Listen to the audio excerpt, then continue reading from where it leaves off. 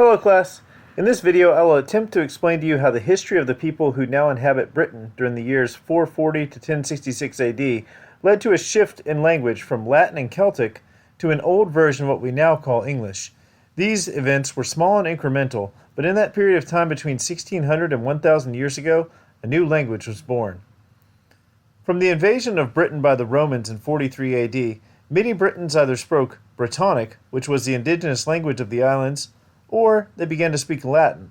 Latin became the predominantly spoken language by the wealthy and the language used in much of the surviving literature at the time. In 410 AD, Rome was sacked by the Goths, and the Roman army was ordered to leave Britain. Of course, the people there had now been speaking Roman for nearly 400 years, so they continued to do so. However, the departure of Rome's controlling government led to a period when various groups came to settle the island. Two groups that came to settle in Britain were called the Angles and the Saxons. These groups both originated from Germany and came independent of one another, but by the year 600 they basically teamed up against the indigenous Britons and remaining Latin British to become the predominant culture of the region.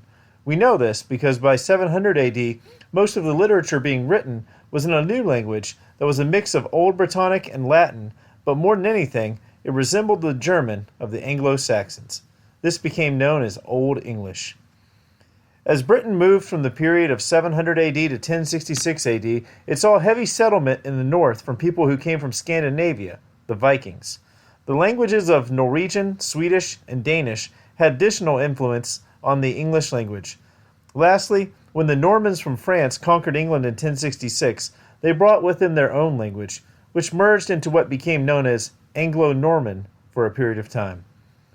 Today, the origins of the English vocabulary see an almost equal makeup from Latin and French, with still many words and phrases existing from the Anglo-Saxon German influence more than 1,000 years ago.